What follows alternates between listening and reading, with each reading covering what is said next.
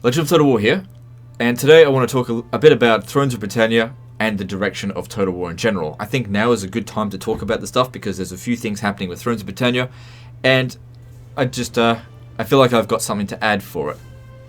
Now, this is the kind of video where if you guys want to post it on Reddit, if you want to do it, that's fine. I'm all for it. I feel like this should have a relatively positive impact on the community. I feel like a lot of the negativity that I had has burnt away a little bit. Now, that being said, that doesn't mean I'm positive towards the game. I just feel like the bitterness that I had like a few months ago has changed into... It's just evolved, that's all. Anyway, so what I want to talk about firstly is a little bit of a story about where I've come from and where I have landed now within the Total War community, and how it's ironic. These are sort of the turn of events that culminated in Thrones of Britannia, really. It's actually funny when looking at it in hindsight. So I'll tell a little bit of the story, and then I want to go on a little bit about this interview here. But in terms of this interview, this is an interview that Cody Bonds did with Jack Lusset, who's the lead developer of Thrones of Britannia. I'm not going to watch this during this video. I'm just going to reference it. And also, just want to give it a bit of a shout out, because if I'm going to reference this video, you guys should actually pause this video, watch Cody Bond's interview, which I'll link in the description. Chuck him a sub as well. He's a good Total War YouTuber, doing a lot for the community. Small YouTuber, fairly recent arrival to the YouTube community, I mean, YouTube side of things. And he could use a little bit more support. Even though he and I are on opposite ends of the spectrum as to how we feel about Thrones of Britannia, I can certainly still... see his value in the community and his insights. Anyway, so a little bit of a story about where I've come from and where I've landed. I've been playing Total War games for more than a decade. My first Total War game being Medieval 1, and I played Total War extensively up until Empire Total War. At Empire Total War, I was pretty bitterly disappointed with it, and I took a long break from Total War. And I didn't purchase Napoleon Total War. I came back to the Total War scene. This is all single player, by the way. I was not part of the actual Total War community until later. But I came back to Total War in Shogun 2, having, skipped Napoleon Total War. I played Shogun 2 briefly before being a little bit bored of it, and only coming back right before the release of Rome 2. The announcement of Rome 2 is one of the things that triggered me to create triggered my creation of a YouTube channel, and here I've been ever since. Now, my attitude towards Total War and Creative Assembly has been a complete 180 since that time, and it's funny if you follow the entire story of it. When I first came onto the scene, I was a Creative Assembly fanboy. Creative Assembly could do no wrong, and I loved Total War they could just do no wrong by me.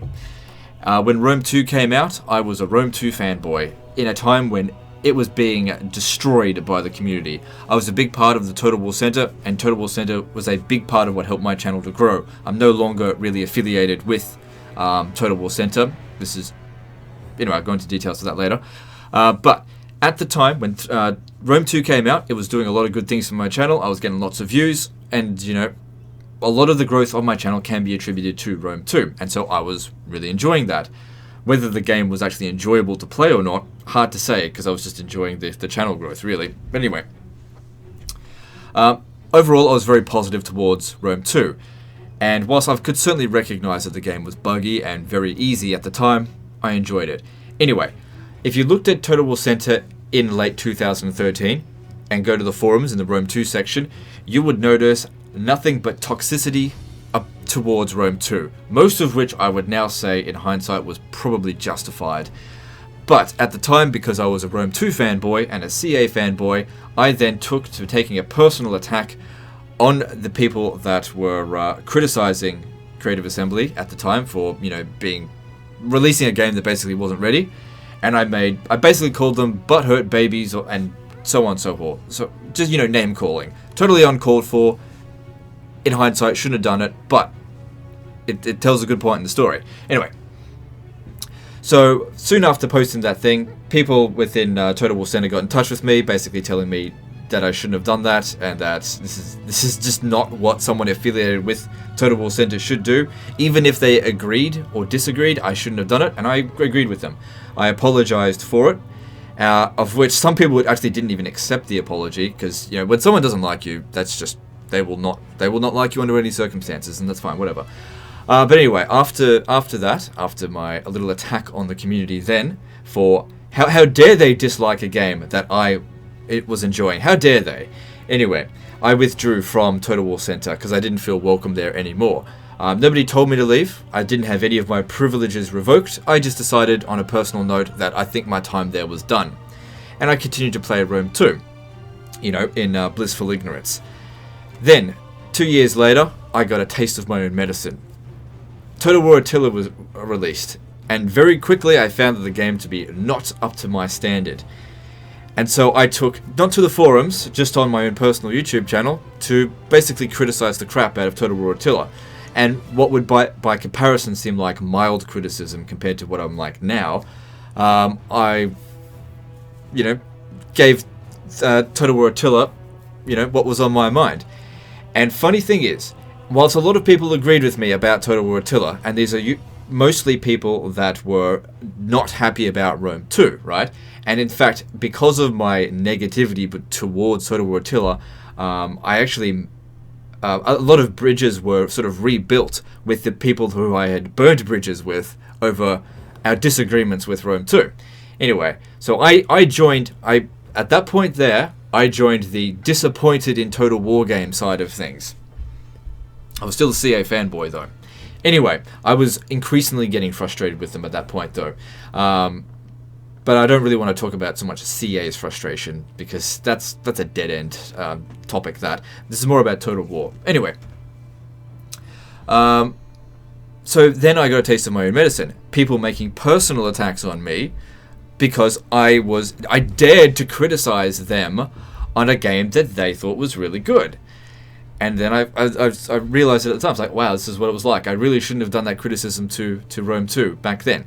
But to be honest, during that time, it was pretty mild. It really was something that I could weather, and it didn't affect me in any negative way, really. And fast forward another 2 years, Thrones of Britannia comes out. And a game that I outright said that I just don't like before it was even released. And I copped at the worst with that. And then I realized I had reached full circle. I had finally become, totally disenfranchised with Total War. And, a game franchise who initially appealed to everything that I wanted from a Total War game no longer was. And now I see a community of people who, on Reddit or whatever, are following the same cycle, where if anyone should dare to criticize the game that you love, you must shout them down because they are wrong. And I'm here to tell those people, if you're one of those people, you are next. You just don't realize it yet. There'll be something that you love within a game, whether it be Total War or otherwise, and it will get cut one day. And because you argued against the people who wanted certain other features brought back, they will not be your ally when the time comes that you finally have the thing that you removed. That thing that you like, when it gets removed, they will not be your allies. And you end up in a pool of people who don't work together, and you'll never get change. You'll never get a return to what you like. So if you're someone who loves Thrones of Britannia for all of its streamlined mediocrity, because that's what it is, you will be next. Okay, I'm just warning you. The next Total, it might not be the next Total War title, it might be the one after that. But you're next. And if you are one of the people who are making personal attacks on other people that are complaining about things that they like in Total War games, are gone, when the time comes for you to lose the thing that you like, you're going to be alone. And all I'm trying to say is, don't be like what I was. Be a bit more open and understanding. We have to understand that the Total War community is diverse. There is, veterans of the franchise. There are new people to the franchise. Casuals, pros, multiplayer community. There's historical fans, fantasy fans. Some people can be lumped into 2 groups or 3 groups or all groups or only one group. No individual group is more important or less important than another, but all together we are part of the Total War community. And this is something that I've been saying for the past few months. It's not a case of, oh, historical fans are the most toxic or anything like that. You just need to be more inclusive. Everyone in the Total War community is important. Everyone should, if you've ever enjoyed a Total War game, that makes you a part of this Total War community. Even if you're a casual, if you only play 20 hours of the game, we're all part of the Total War community, and this community should band together, not rip each other's guts out for arbitrary differences. Anyway, where am I getting to? Thrones of Britannia, right. A mediocre release, let's just be honest, and just demonstrably by numbers. Now, there are people that of course love Thrones of Britannia, and who, when I say I don't like Thrones of Britannia, I don't necessarily say that Thrones of Britannia is a bad game. I say that Thrones of Britannia doesn't appeal to me, a player of Total War for more than a decade. And I can demonstrate and identify what elements of Thrones of Britannia I don't like. And it's not necessarily that there's bad stuff in the game, it's more like there's an absence of good stuff. That was my biggest problem with Thrones of Britannia. The game itself felt like it was half a Total War game, because the other half is gutted, and that was my biggest complaint. Again, some people like it, some people don't. Now, my community, my Total War community, people who watch my channel, I haven't been the nicest to everyone in the over the past few years, but I think I'm getting a little bit better now. Anyway, over the past few months, I've been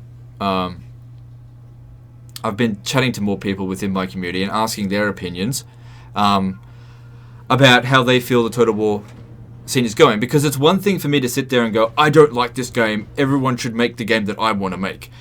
And it's another thing entirely to say, hey, I've got a huge community behind me here that have no voice, that feel like they've just been left behind. And it turns out that my community of viewers are just that. Now, of course, we would get different results to what I'm about to show you depending on whose community we showed, but this is my community. So during my my live stream recently, I asked my audience to just give me your opinion on Thrones of Britannia. And why do I care so much about Thrones of Britannia?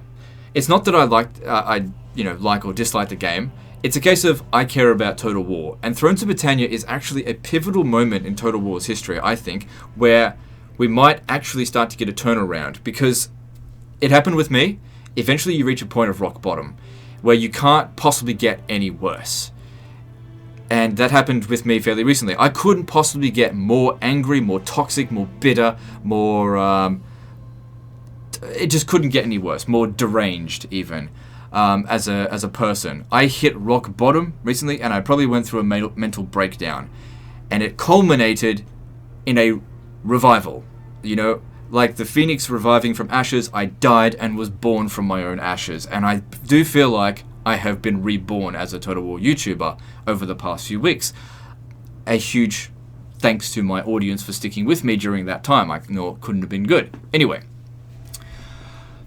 looking at this, Thrones of Britannia, I believe, is the low point on Total War. They've hit rock bottom with this game. And I'll bring up some more figures to prove, I'm not just going to make this stuff out of my ass just because I don't personally like it. I think it can be proven Thrones of Britannia as a low point just based on numbers. But anyway, one thing at a time. I asked my audience during a live stream my opinion. What's your opinion on Thrones of Britannia? They like it, still play it. Like it, played less than 50 hours but don't play anymore. Played less than 100 hours but don't play anymore. Bought it, didn't like it, no longer play it, or never bought it. Personally, I'm in this category here. I never bought it. Now, people will then ask, if you've never bought it, how can you judge it? Yes, I don't own Thrones of Britannia, but they did give me limited access to it. I got about 20 hours of play into it, of which I finished 2 campaigns, one on normal difficulty, one on legendary difficulty. The normal difficulty one was as Sudrea, the legendary difficulty one was as Wessex. I finished them both, and I found them both very easy, and I found the game very wanting in terms of content. And when the game was to be released, I was not given an early access content, of which I got angry about and subsequently got blacklisted for. And that's just the story of it. I don't expect to get unblacklisted, and even if I was unblacklisted, I would never ever want early access again because it puts way too much stress on me. And being relieved of that stress has allowed me to revive myself and get myself mentally stable again. Anyway, so I asked my audience about this, and most of them never bought it. And of the 168 people that voted, only 4 people still like and play it. Now that's a big problem for a Total War game that was released 4 months ago. Now Total War games are not flavor of the month games. When a Total War game in the past has been released, it's a game that you play for months, if not years, because of the replayability value. I remember when I played Rome 1, I just didn't leave the house for a month, you know. I remember when I gave a friend of mine the CDs to go play Rome Total War. We didn't see him for a month, and when we did see him again, he was mumbling about Urban Cohort, and he had bloodshot red eyes. It was a phenomenon, Rome 1. Now, whilst not every Total War game can always hit that peak, it is such a far cry compared to what it is now. Now it's a case of people get a Total War game and they need the next DLC immediately because it's just not enough of a fix. The game is so diluted of content that it doesn't have enough replayability. And there's been a big outcry in the Thrones of Britannia community, as small as it is. That doesn't make it not important, but it is relatively small. For content, there's a big DLC button on the main menu where there's no fucking DLC and it's 4 months on since it's played. And the first DLC is always the Blood Pack, which is not really content, it's more like cut content, because let's face it, it's going to be the same thing as what they had in Attila. They probably could have released this immediately. They'll make up all kinds of excuses, how like, oh, they've been working hard on it and whatever. Please, it would not have taken them 4 months. They could have done this straight away. Anyway, it doesn't matter. Like I said, I don't want to make these arguments. But the point that I'm trying to make with this here is that I want to gauge what my audience feels about Thrones of Britannia. Now, this is, of course, a very small portion of my overall viewers. But I would imagine that if I was to continue getting data day after day, week after week on this, it would still see this ratio here. Because the people who are attracted to me as a YouTuber are attracted to my opinions. They have similar opinions. That's just generally what happens. If you were to give this same straw poll to, say, Cody Bond's channel, you would probably get something polar opposite. You probably get a lot of people heading towards, I like it and still play it, not I never bought it. But that's not the point that I'm trying to make. Okay, the point that I'm trying to make is that my community is mostly veterans of Total War games. I have checked to see what age demographic my viewers are. They're mostly, in their adulthood, between 20 and 30 and even 40 years old. I don't really have a whole lot of children that watch me. There are a couple here and there on the ends of the spectrum, and that's fine. But most of my core audience are veterans. That's who I represent. That's who I identify with. And we are a big part of the Total War community. Maybe we're not the biggest part of the Total War community, but we are a big part. And Thrones of Britannia basically gave the veterans of the Total War community a middle finger. That's what we felt like. And much of the new Total War games gives the veterans the middle finger, because we've made it very vocal and very clear what we love about Total War games, and these games release, and it's basically like, guess what? You don't get what you like. And you know what? We can sit there and be like, and eat from the humble pie and say, well, at least some people are enjoying the game. Which is true. Some people like it, but is it really... Are the veterans of, I'm always going to fight for the veterans of the Total War community, because that's who I'm a part of. But I also do want to fight for everyone else. It's hard to represent people that don't actually show up on my channel and voice their opinions. Most people that voice their opinions from other side of things, like if they come from Reddit, usually make personal attacks on me, which is totally irrelevant. It doesn't give me any information about what they want. They just be like, you're a Nazi. It's like, okay, whatever. Things that could be taken with a grain of salt, someone who's clearly not paid attention at all. Anyway, so if we were to take this, I've got a fairly large audience, right? Fairly large. I'm not the largest Total War YouTuber, but I've got a decent sized audience. And if 85%, let's just go down and say 70% of my audience never bought Thrones of Britannia, that's a a big portion of the Total War community that didn't buy the game, and are maybe even hanging out on waiting for me to review it. Because a lot of people, I didn't just do the poll here and just leave it as that. I asked people, why did you vote this? And a lot of people said didn't like the campaign mechanics, or they even said, I trust your review of it, and you convinced me not to purchase it. And when a lot of people did say that, it made a lot of sense as to why I was blacklisted, because I probably cost Creative Assembly a lot of money. If I didn't make that video, and if I didn't inform people about the shallowness of Thrones of Britannia, they probably would have bought it, because a lot of the stuff that I brought up was not being talked about. And so I can understand now why I got blacklisted, because it wasn't a case of me criticizing the game, it was that I cost them money. That was the thing. And I understand that, and I accept my blacklist. It's fine, I accept it. I don't regret doing what I did, but it would have been nice if they had been a little bit more honest with me, but whatever, I don't expect that from them. Anyway, now, a lot of people will say things like, well, I like Thrones of Britannia, therefore shut up. And this is something that I was talking about before. Well, I've made that argument before. I said, oh, I like Rome 2, therefore shut up. Okay. And then people came to me, oh, I like Total War Attila, therefore shut up. I like Thrones of Britannia, therefore shut up. Okay, what happens when the next Total War title comes out and you don't like it? And the people who do like it go, I like Total War China or Total War Vietnam or whatever's going to be next. Therefore, shut up. Will you then feel like you have to join the large portion of the community that sit in silence, basically? And this is what happens, because I'm not the first person to have gripes with the Total War community. There was once, I'm going to bring an example up. An example of somebody who, during Rome 2, he had a much larger audience. His proportion of Total War audience was proportional to where I am now. So where I was then, I was tiny, and he was quite large. And I'm talking about Voland, who was an expert at Shogun 2, had a very large Shogun 2 based Total War channel. And shortly after Rome 2, he voiced his opinions and then disappeared from the Total War community. Basically he didn't want to stick around anymore. He got fed up. Whereas I did get fed up, and I nearly did retire from Total War. I nearly went the way of Voland. However, I do love this franchise, despite there being a few ugly cousins along the way in the Total War family tree. I'm here to stay, at least for a little while longer. As much as I threatened to retire in a period of instability where my mental state was not good. So anyway, it's neither here nor there. Anyway, so talking about Voland. Voland had a very large community of Total War fans who then just had no voice left once Voland disappeared. And maybe some of them came over to my channel, went somewhere else. But this is what happens. There's a portion of the Total War community that is disenfranchised and displeased by any particular Total War game because something gets cut out, and then boom, disappears. And that was probably the veterans then, and I represent the veterans of now.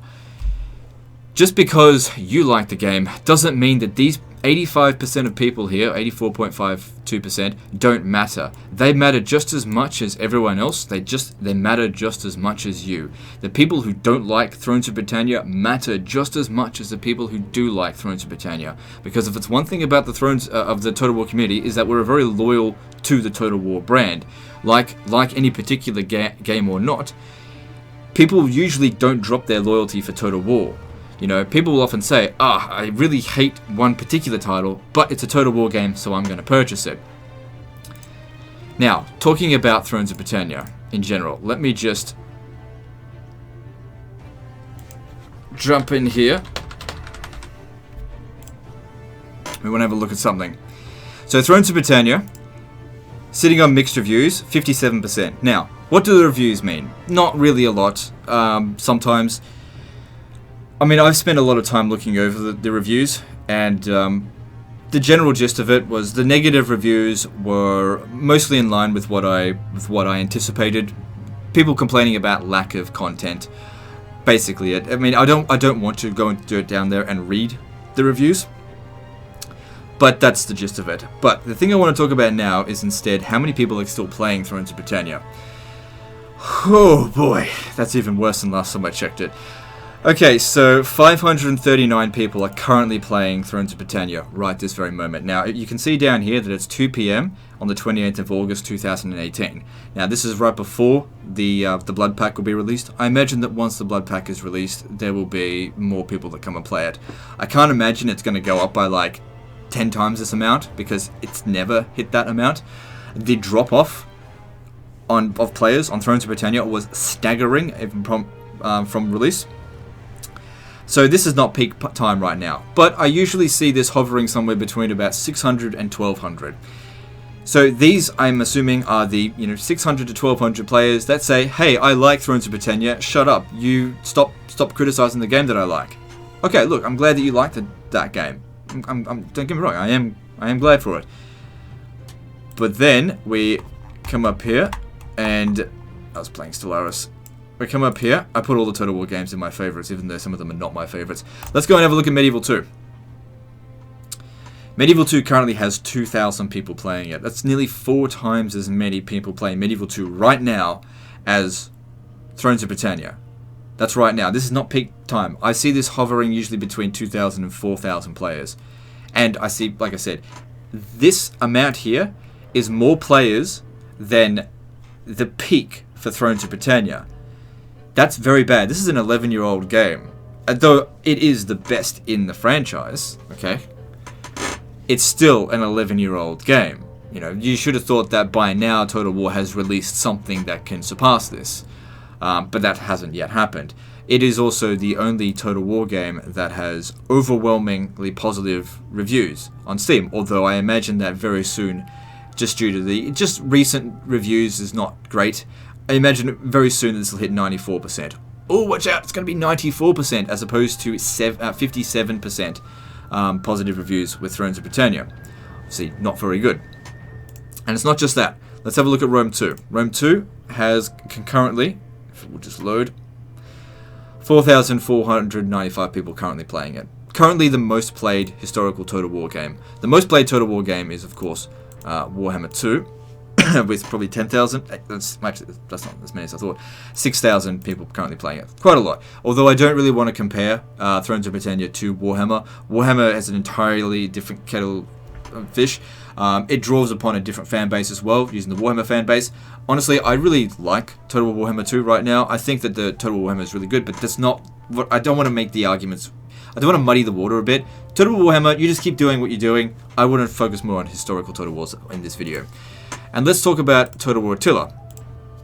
Total War Attila has 1,420 people playing it right this very moment. Now, I've been keeping an eye on these numbers, and those of you who have been watching me on live streams will know that I have been diligently keeping an eye on these numbers. And people will often ask, why do you care about this so much? You don't even like the game. Well, I'm heavily invested into Total War as a franchise. And like I said, Thrones of Britannia presents a unique opportunity for Creative Assembly. Hopefully they have identified this, where they can actually turn things around and identify the fact that less doesn't necessarily equal more. It's one of the first titles where they got absolutely lambasted by just cutting content. And it was good to see that, because they certainly deserved the criticism that they got, I feel. But they can either choose to ignore it, or they can choose to do something about it. And that's what I'm hoping. I'm hoping that Thrones of Britannia actually is the savior of Total War, in that they realize now, this is what I'm hoping, that games with watered down passive features will not cut it. And if they want to hit, large numbers of viewers concurrently, like Paradox games, let's go have a look at a Paradox game, hey? EU4, a game that came out in 2013, has as many players in it as Warhammer 2 right now, has had a steady stream of support from Paradox, doesn't even have manually resolved battles, so has 10 times as many players as Thrones of Britannia, So don't ever tell me that Paradox games aren't a competitor to Total War. More people play Paradox games concurrently than Total War games. If we have a look at some of the other Total War Paradox games, Hearts of Iron 4, 8,000 people currently playing it, absolutely killing Total War Warhammer in terms of numbers. What's another one? Crusader Kings 2. There's one. Nope. Even this 2012 game, 4,000 people almost playing it. absolutely all of these games absolutely destroying Thrones of Britannia. What do Paradox games have that Total War games, especially the recent ones, don't? Content. They've got replayability, they've got content, they've got reason for people to keep playing it, because every game is going to be different. So that brings me to this interview here. And basically, I watched the entire interview, and I thought it was a good interview. So, chuck Cody Bonds a sub. But this interview here basically told me that Jack Lustard hasn't learnt a damn thing from Thrones of Britannia. Now, one of the things that I want to talk about in terms of what they were talking about is religion. And I want to draw some comparisons as to why, and explain as to why Jack Lustard is just wrong about religion in these games. He's just flat out wrong. And if he wants to fix his game, and trust me, dude, I want you to fix your game. I want a reason to purchase your game. I'm not a hater, I'm a critic. I'm not going to hate anyone or any particular game. I just don't like it in its current state. I'm just going to reset the music because it ran out. That was the entire Thrones of Britannia soundtrack, apparently. Anyway, just have it run again from scratch. Okay, so talking about what he said about religion, I don't want to go into word for word what he says, and I'm not going to play it here because if you want to watch it, you should watch it on Cody Bond's channel. I'm not going to just go through it and then respond. But basically, there's no religion in Thrones of Britannia because the British Isles eventually becomes Christian anyway, and that there wasn't that much directly Christian-pagan conflict at the time. Of course, there was conflict, but it wasn't necessarily on a religious basis, of which I would call that as bullshit. Now, he might be right in terms of whether, because he's actually studied the Viking period, and I haven't, so I'm not going to sit here and say that I know more than him in terms of that. In terms of a video game, for you to not put these things in, it's bad because you've cut out an element of replayability from the game. Now, there's no religion in Thrones of Britannia, okay? It's just not an aspect. There's no Christianity, there's no paganism. Now, let's draw a comparison to Medieval 2. Let's go to the Teutonic campaign for Medieval 2 Total War Kingdoms. Okay, the gist of it is, it's set during the 13th century, it starts during the 13th century, the Teutonic Order versus the pagan Lithuanians, right? That's the main draw to this time period. Imagine if religion wasn't present on this campaign map. Everyone was just Catholic. Okay? Because, Lithuania, historically, they eventually turned Catholic. So we just figured we'd just make them Catholic anyway to begin with. Now, that's not what happens in the Teutonic campaign. In the Teutonic campaign, if you play as Lithuania, you get a choice later down the track. You start off as pagan, but you get a choice to convert to Christianity, which historically Lithuania did convert to Christianity, to Catholicism, under pressure from various factors. And in the campaign, though, you have the choice to forge your own destiny. You can choose not to convert to Christianity. You can keep your pagan roots if you so wish, taking an ahistorical route. Now, that has always been the appeal of Total War. You have an historical start. Creative Assembly needs to do their best to make sure that everything is in the right place to begin with, and then let the player choose their own destiny. That's always been the appeal of Total War. And what Thrones of Britannia does by not giving them this, the Vikings no longer get that choice between staying pagan or converting to Christianity. That choice has been removed from the game.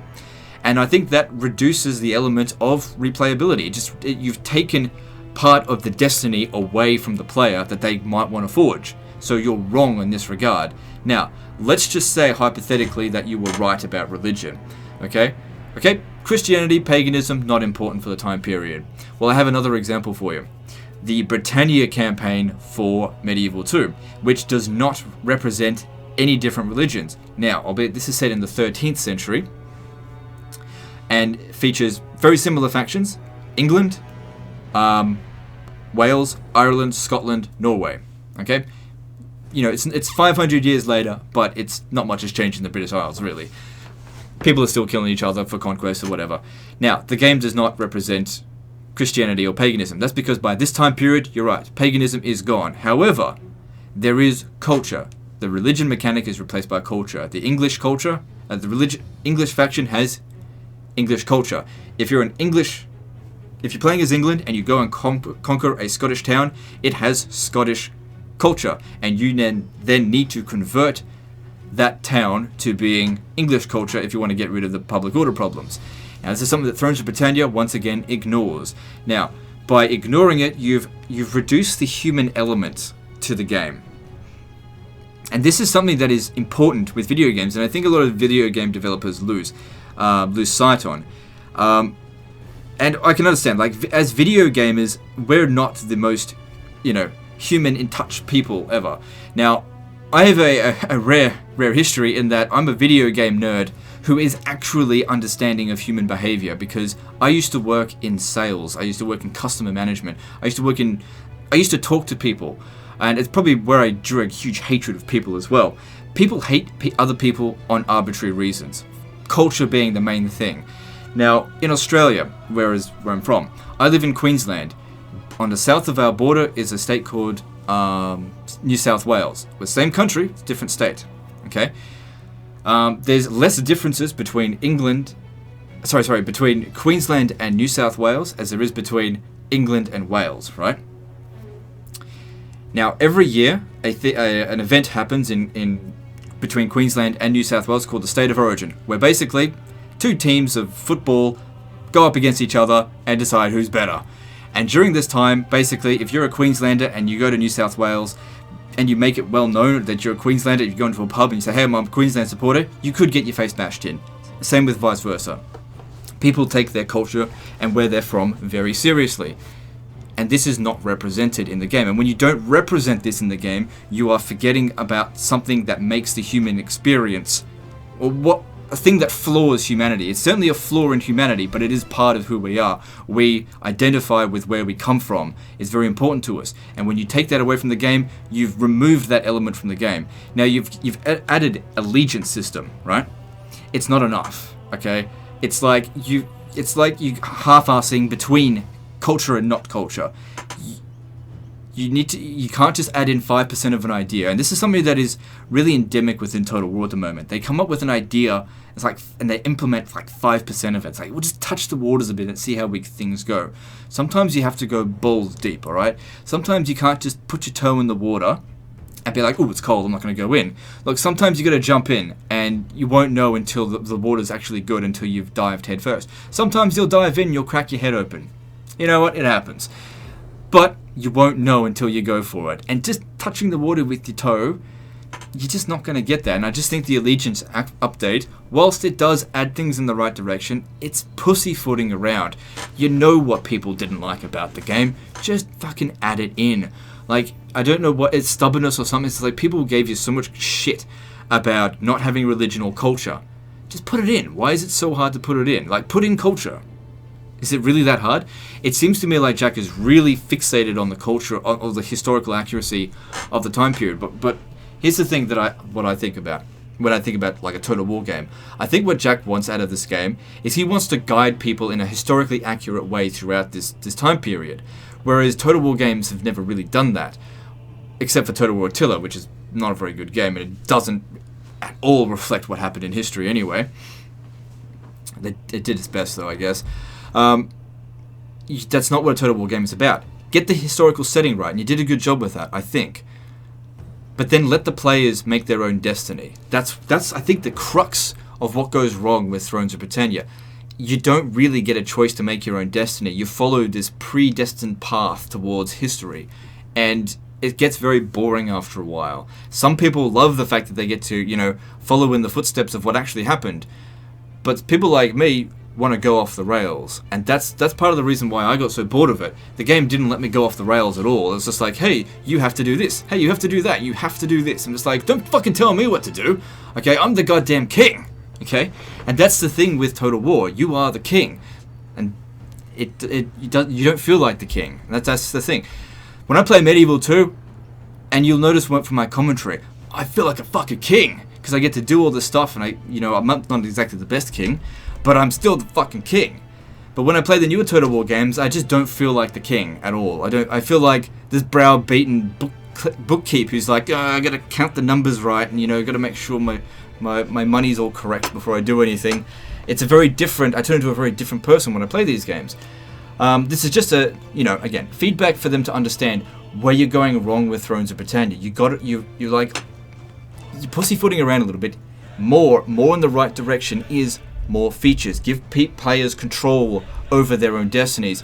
You've taken away control over agents, over the politics system's there, but it's not very good. The leveling up system is so linear. The structures, building settlements is so linear. It's just like it's color coordination. It's literally things for toddlers. Oh look, in our miner settlement we have a green building. I need to build a green building in our main building. Oh look, there's a purple building in the other miner settlement. I need to build a purple building here. That's too simplified. I think with that, I get it. You want to try and make the Total War accessible for more players, but did you really? I mean, you've only got like 600 people playing it right now. Is that really the accessibility that you wanted? And you got to understand as well that you're making a strategy game. Stop trying to market a strategy game towards people who don't like strategy games. It's like you're ashamed of what you are. Don't be ashamed of it. I mean, if you're a strategy game, embrace strategy. Okay? There's so much love for strategy within the community that you are not tapping into, and Paradox is completely capitalizing on right now. In the case of like Crusader Kings 2 and EU4 and Hearts of Iron 4, these games are real strategy games, and Total War games can be almost classified now as action games, which if that's what you're going for, great, but you can see that the numbers don't really go for it because you've pissed off half the community with Thrones of Britannia. Either that or they're just not really responding well to it. And you can do better. You can do better. This isn't me saying constantly to sort of like beat you down. I'm not trying to beat you down. I'm trying to say where you've gone wrong and trying to give you some encouragement. Like in terms of Jack, you've done really well in the past, and where you've done well is because you've added in-depth features. Look towards what made Age of Charlemagne so good. Why did people like Age of Charlemagne? Because it gave you options to do things more so than the base game. You had the ability to go off the rails. Not completely, but you could go off the rails of history. You gave people control over their destinies, and that's what people want to play with a Total War game. Now, that being said, if you give people control of their destinies, don't worry so much about people, no one's going to go to do the historical events. There are people that will want to keep things historically accurate, and let them play that way. But when you say specifically with a game, no, we really want to make sure that people play in a historic manner, yet limiting the amount of people who are going to enjoy it, because, like I said many times before, some people want to go off the rails, and you're limiting the amount of people that are going to play it. Again, bringing back the point of my audience being the veterans of Total War. I feel like that the veterans, for the longest time now, have had no voice within Total War. That every Total War game, they have to just suck it up. This game is not for you, veterans. Suck it up. Here's the middle finger. You just have to pay for it and wait. We promise the next game will be the one you want, and it never comes. And nobody else speaks for the veterans. And I'm not necessarily speaking for everyone, but I will do my best for the veterans because I am one of them. And I think it's time that Total War actually gives a little bit of a crap about the veterans, because there's a lot of people within the veteran community, not everyone, but a lot of people that are very pissed off because we do feel like we've been left behind. And you saying, we're listening to feedback, saying something and doing something are completely different things. CA's actions have been nothing but ignoring the veteran community. Okay? And, you have this opportunity to do something about it, and I hope you do. Okay, another thing I want to bring up is in terms of games that have in the past come out as complete flops, which I do consider Thrones of Britannia to be a flop, that have, after a few patches, turned the game around completely and become great games. Most notably, No Man's Sky. A game that came out in 2016 was not what people expected, was overhyped garbage. There was only one thing you could do in the game, which was Rinse and repeat, you just do the same thing over and over and over again. Just because there were 18 quintillion planets doesn't mean it's 18 quintillion bits of content, because it all felt the same. Much of this is present in Thrones of Britannia, where, yes, there's lots of settlements within the British Isles, but you don't feel an attachment to them because they're all the same. Every settlement that you engage with, you know, I found after a little while when I was playing it, I just stopped engaging with my settlements altogether because I just got bored of it. There was just no customization to be made. You know, I didn't feel any personal attachment because there was no population there. It was just a series of a couple of buildings that were color coordinated. That's it. But anyway, fast forward 2 years and No Man's Sky is actually now a very good game. You know, the reviews are turning around. You know, if you have a look at the recent reviews, it's mostly positive, as opposed to overall reviews are negative.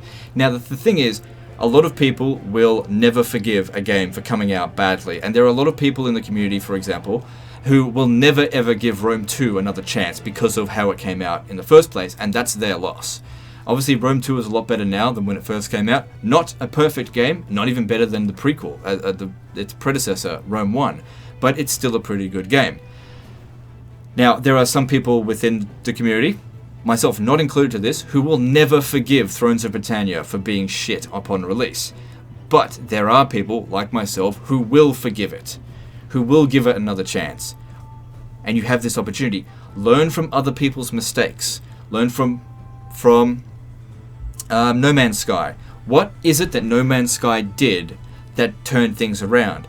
They added content, meaningful, active content, and you need to learn the difference between active content and passive content.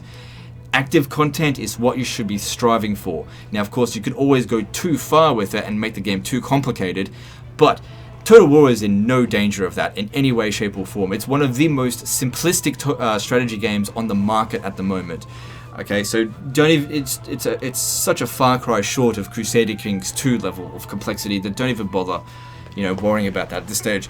But in case you don't know what an active feature is as opposed to a passive feature, Thrones of Britannia can use a good example from it. We take the example of agents. Spies, champions, priests. Those were available in Total War Attila. You hired them, you moved them around the campaign map independently, and you got them to do actions. They leveled up independently, and they had various bonuses and equipment attached to them. Thrones of Britannia removed that, instead made them a passive feature. When a general levels up, you have the option to level up one of his points into priest, which gives him a bonus. It provides a passive bonus. Nothing that you can activate, nothing that you can, you know, you can't move that priest around the map, you can't have it level up independently, it becomes a passive feature. Thrones of Britannia has this endemic to it.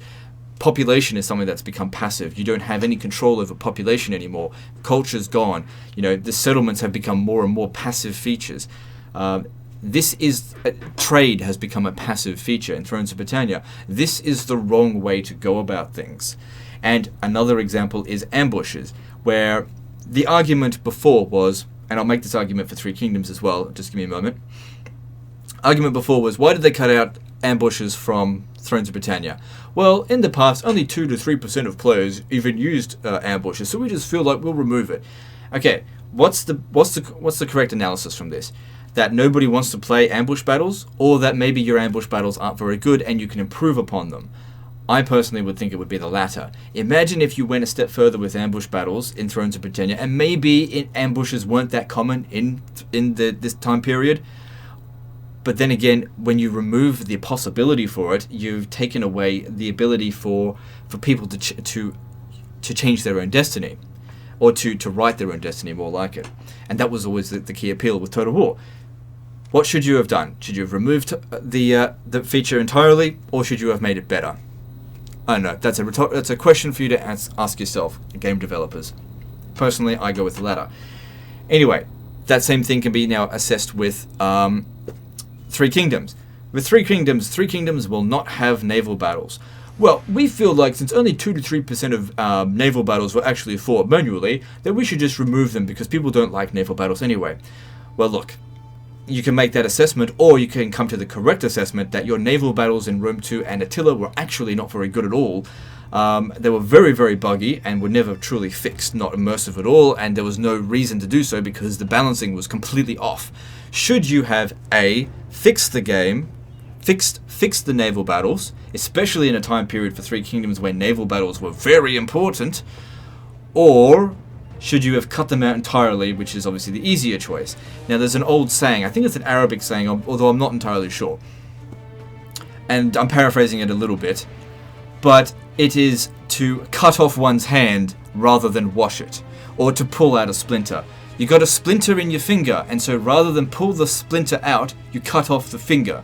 You know, it's a bad attitude to have, and it's a lazy attitude to have. And this is where you get to a point with Total War why, you know, they come up with a great idea, and then two Total War games later, they've pulled the idea out completely without really truly fleshing it out. Now, there weren't that many Total War games that had population features, you know, but they pulled it out so early before people could truly get a chance to develop it, and which is a shame because I truly loved the population mechanics. And then it just disappeared, and I never understood why it was disappeared. And then just people get used to it. It's sort of like with the blood packs. You know, you don't have the blood in the game, and then you release it, which really shouldn't be a separate DLC, but whatever, we've all gotten used to it now. You know, when the blood packs were first released, people were not happy about it, and people still aren't really that happy with it. It's kind of a scummy thing to do, but, you know, and I don't want to hear about those arguments about how, oh look, they do that to keep it PG-16 or whatever. Look, majority of the Total War community is over 20 years old, so to say that they're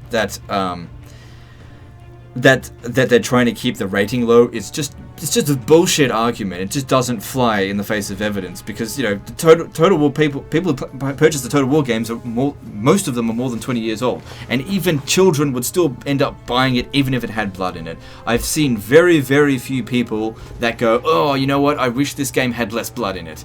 You know, very, very few people that do that. And that being said, you could always just put in an option to say, hey, just drop the blood and gore, you know, down to 0.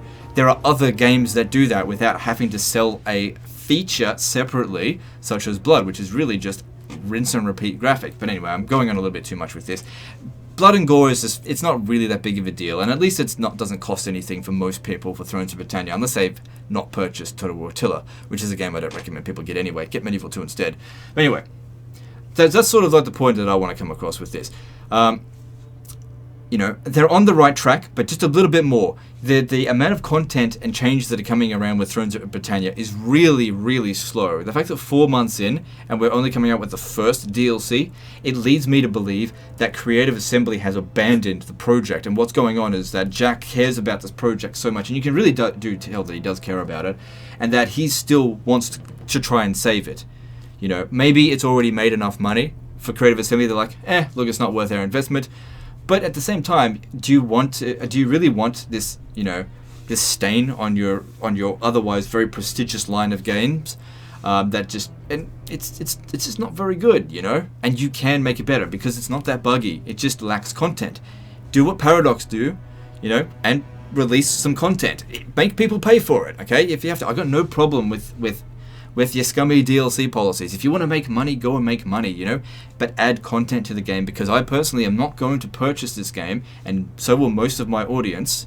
You know, we're not going to purchase this game until you do actually add content, and you're going to, as much as you may gain new people that don't care about these things, you're going to lose the old people, the people who have supported Total War through thick and thin, through all your scummy business practices for a decade now. You're going to lose these people eventually. Eventually we're going to get sick and tired of it, because Paradox, people are going in droves to Paradox, and whilst a lot of people aren't, a lot of people are. And just because you aren't doesn't mean that there aren't a lot of people that are, you know. You got to look at the bigger picture sometimes beyond your own thing, you know. And I'm often fighting for, you know, features as well that I personally wouldn't even use. As an example, with Total War Warhammer, with the multiplayer thing. When I went to Creative Assembly in 2016, I could have sat there and argued once again for better, deeper campaign mechanics, but I actually argued for the multiplayer community.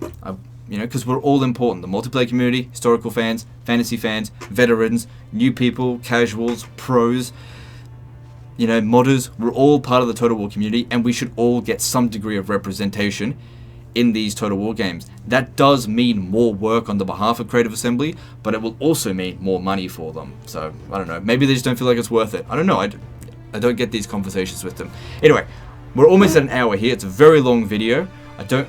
So I hope that's given, and I hope Jack does read this, watches it, because it might give him some insight as to as to what he could potentially do with the Total War, with Thrones of Britannia, and because he's going to be developing other features for other Total War games as well, and get an idea of this veteran community here that feels completely left out.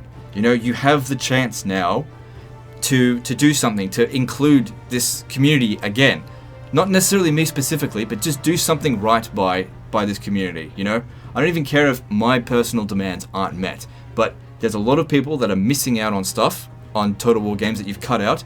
You don't necessarily need to return these features to the game, but add something to replace them. You can't just replace things that you weren't happy with nothing. It just doesn't work that way. You gotta replace it with something. Anyway, that's the end of this one. Hopefully I'm not going to cause too much negativity and butthurt on this. I'm hoping for it to be constructive criticism, and I hope that Thrones of Britannia evolves and the Total War franchise evolves into a community in which we all enjoy the game. That's the most important thing. I think it's most important that we all enjoy it. And if we can't all enjoy it, then some of us will just have to leave. And I think that is very unfortunate. Go the way of Voland and go towards other bigger, better projects, which is not what I want to do. I want to stay a part of the Total War community. Blacklisted or not, I honestly don't care about that anymore at all. I'm more interested in playing the game as opposed to the politics behind it. Anyway, that's the end of this one, and I'll see you next time, fuckers.